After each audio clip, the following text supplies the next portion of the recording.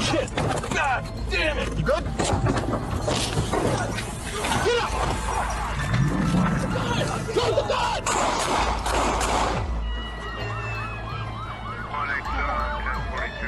Around 1:20 p.m. on July 25, 2014, the North Central Dallas Crime Response Unit in Texas spotted a stolen vehicle through the license plate recognition system. The car was parked in the lot of an apartment complex on Go Flag Road, number 9600, as later confirmed. Police confirmed there were 4 suspects, heavily armed, sitting inside the vehicle. At that moment, the response unit immediately contacted nearby patrol units to coordinate a takedown. However, at the initial stage, only 2 police vehicles were deployed, with a total of 4 officers. Since the danger level was not yet clear, backup units were still on their way. In the lead vehicle were Officer Mark and Officer Allison. As they approached the suspicious vehicle, the suspects suddenly sped off from the parking spot. Locked in, all 4 doors swung open and the suspect scattered. Oh, shit! God damn it! You good? Yeah, shit, that's good. That's a hurry up.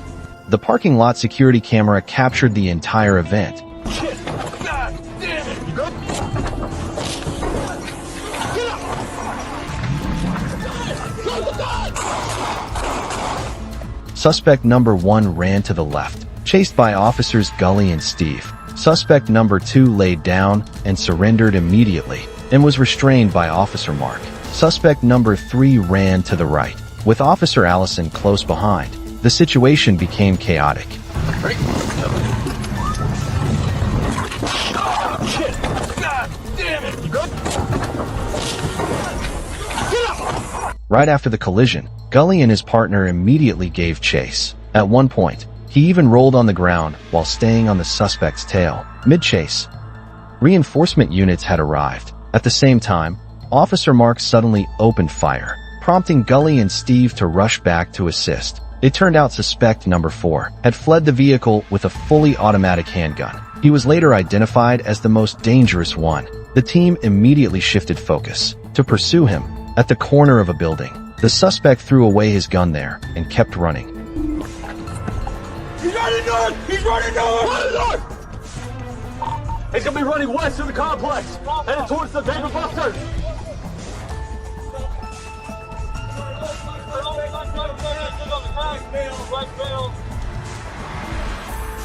He dropped his gun over here by the building. When fleeing the vehicle, suspect number 4 had been shot in the back by Officer Mark, so he only ran a short distance before slowing down. Officer Gully was running while keeping an eye from the main road, looping around from above to cut him off. You fucking hit? God damn it. Go get that kid. The suspect was quickly arrested by 2 backup officers. Gully immediately rushed over to provide first aid to the injured suspect on the spot. Elsewhere, Officer Stitch had also been chasing from the start. Oh, shit! God damn it! Good? Get out of the fucking truck! God! He slipped and fell just as he got out of the car, but quickly got up and continued his duty. Upon hearing gunfire from Mark's direction, Steve turned back and saw suspect number 4 running. He fired but missed.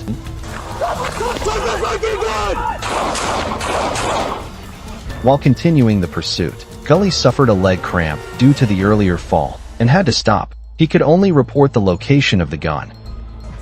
He dropped his gun over here. Dropped his gun over here by the building.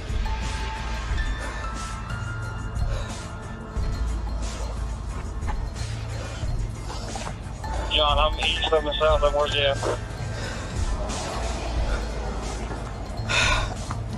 Fuck. You guys okay? Meanwhile, Officer Mark continued holding his position and coordinated information with other teams. Oh, fuck, dude. There's on top of him. He's on top of him. Oh, shit. That's a hurry up. While other officers were chasing suspects, Mark noticed suspect number 4 was still in the driver's seat, and just as he picked up a gun to flee, Mark opened fire immediately.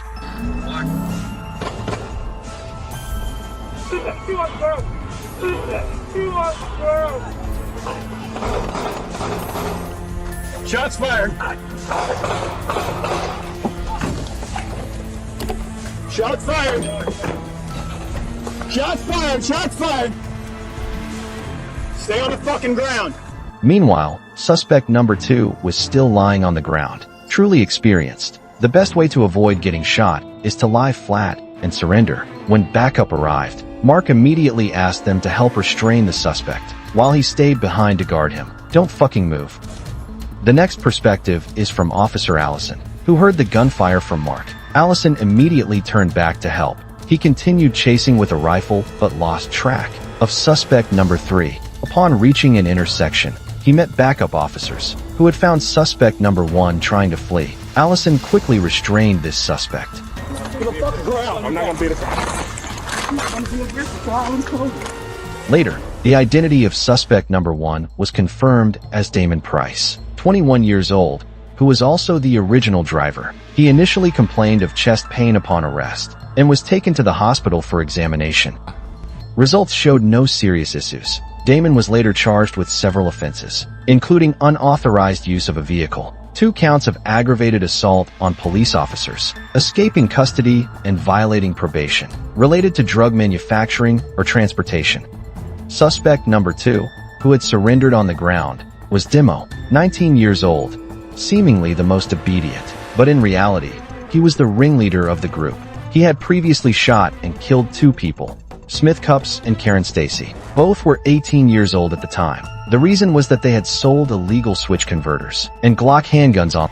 When they met Dean at the parking lot for the deal, he robbed, murdered both, and stole their car. When police informed Smith's mother about Dean's arrest, she expressed deep gratitude for the officer's efforts. She said her son and his friend were just trying to start a small side business while still in school, and never expected such a tragic ending. She believed the whole group of 4 suspects should be held responsible for her son's death. Dean is currently charged with 2 counts of murder and may face the death penalty. Suspect number 3, the one who escaped, managed to evade police pursuit and remains at large to this day. The other accomplices have not revealed his identity. This suspect is still wanted. Suspect number 4 is Lincoln Scarborough, 17 years old.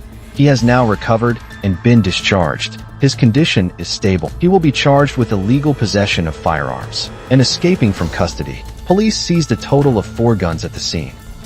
All were handguns modified into automatic weapons. You can clearly see the difference between the firing rate of a standard gun and a modified one. The lethality increases significantly. After the incident, the officers who fired their weapons were put on paid leave and have since returned to duty.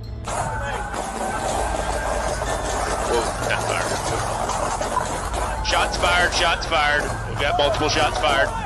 Freedom in America means daily shootouts. Opening scenes like a 5-star action movie, but arrests executed like a 1-star rookie. Yet their firepower blasts like a sizzling 9-star rating. Around 5 p.m. on July 17, 2013, the Tampa Police Department in Florida received a report about a stabbing incident near North 35th Street and East Avenue. The victim was a woman, later identified as the suspect's wife. Just 30 minutes later, a helicopter spotted the SUV driven by the suspect, Michael Bresnahan, 33 years old, parked in a lot at the maintenance center. At this point, over 10 police cars were tailing Michael. Michael drove with extreme recklessness, using high-speed cornering tactics at 30 miles per hour, making it difficult for police to react in time. He suddenly swerved onto the highway, leaving only the police helicopter in pursuit.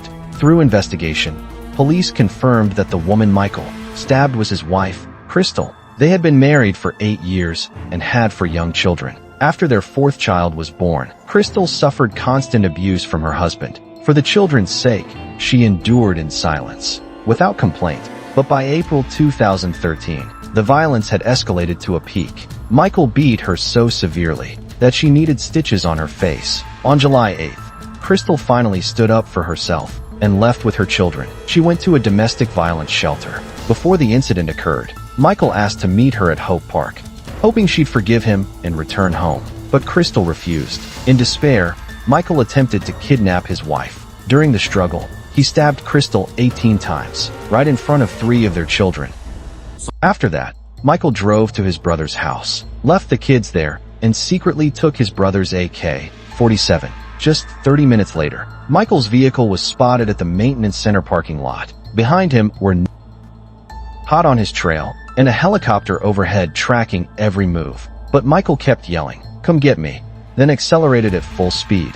He dashed into a residential neighborhood with complex, though only driving around 50 miles per hour. The heavy traffic made the pursuit extremely difficult. One officer anticipated Michael's route and set up a spike strip, but Michael suddenly changed direction and dodged it.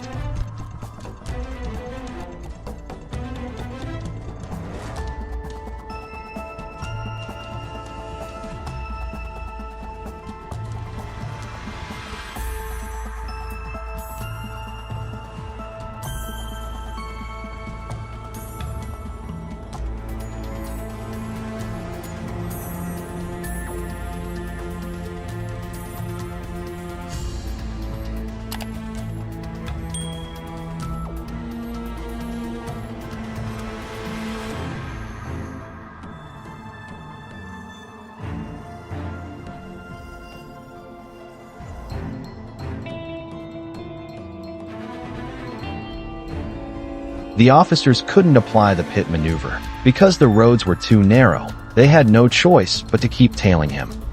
After about 12 minutes of chasing, an SUV drove straight onto the road and collided head-on with Michael's vehicle. After the crash, Michael tried to hijack the SUV and pulled out the AK to open fire. In that emergency moment, 18 officers in the area simultaneously opened fire, bringing an end to the terrifying pursuit. The SUV's owner was fortunately kept safe. The entire area was immediately evacuated. All right, the other car is out of the way and ran. They're out of the area. Suspect has not exited the vehicle yet.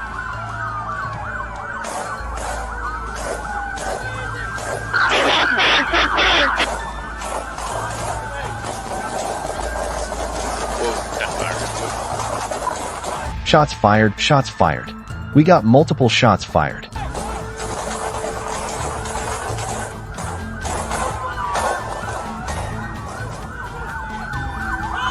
Traffic.